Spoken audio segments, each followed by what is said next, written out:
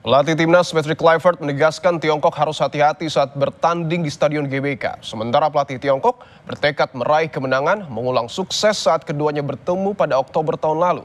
Apa yang kemudian jadi pembeda saat skuad Garuda tampil Oktober tahun lalu dan sekarang? Kami akan membahasnya dengan analis sepak bola Haris Pardede. Bung Harpa, selamat petang. Halo, selamat petang. Baik, Bung Harpa, Patrick Kluivert menyebut sudah menganalisa bagaimana kemudian cara bermain dari China. Menurut Anda apa yang akan jadi pembeda dari timnas saat kalah di Tiongkok dan yang disiapkan saat ini?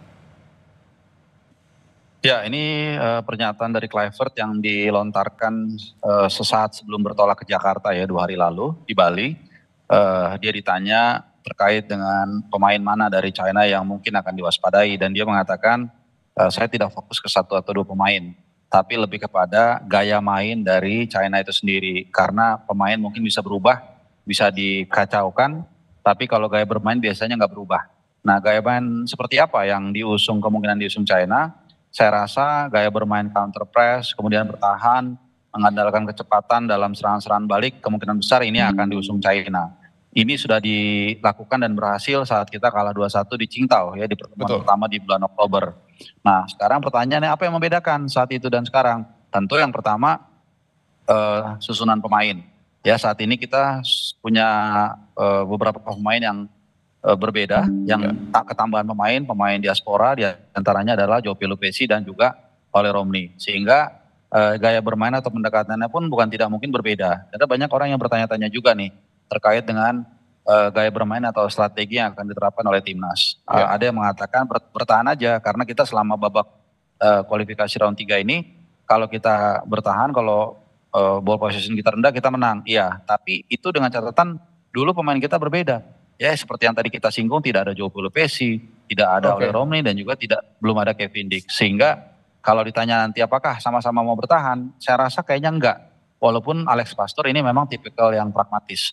Ya, tapi saya rasa kita akan mengambil inisiatif menyerang.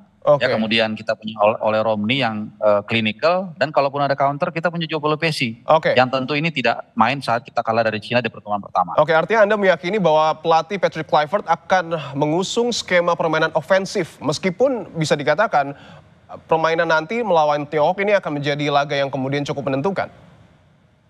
Ya, itu tadi ya, karena kalau menentukan dan kita harus menang kan berarti harus cetak gol. Ya kan, kalau kita nggak cetak gol, kita nggak mungkin menang, nggak bisa menang kan, seperti itu. Jadi dan kedua kita main di GBK ya, di pertemuan pertama kita kan main di Qingdao, satu stadion, kebetulan saya di sana juga, itu merah semua pendukung China, pendukung tuan rumah, dan memang mereka luar biasa kompak saat itu. Nah, sementara saat ini kan kita akan merah juga nih satu stadion, tapi GBK akan mendukung Tom Hai dan kawan-kawan. Jadi banyak sekali perbedaan dibandingkan pertemuan pertama ya, di mana kita nanti atau 2 hari lagi kemungkinan besar akan bermain lebih menyerang dibandingkan pertemuan pertama.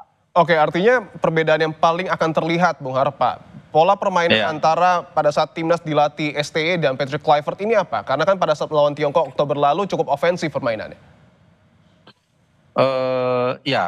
Saya pikir perbedaannya nggak banyak perbedaan ya, tapi lebih kepada melihat situasional aja begitu.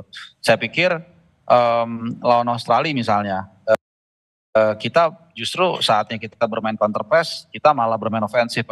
Akhirnya kita kena counter kan, dan akhirnya kalah 5-1.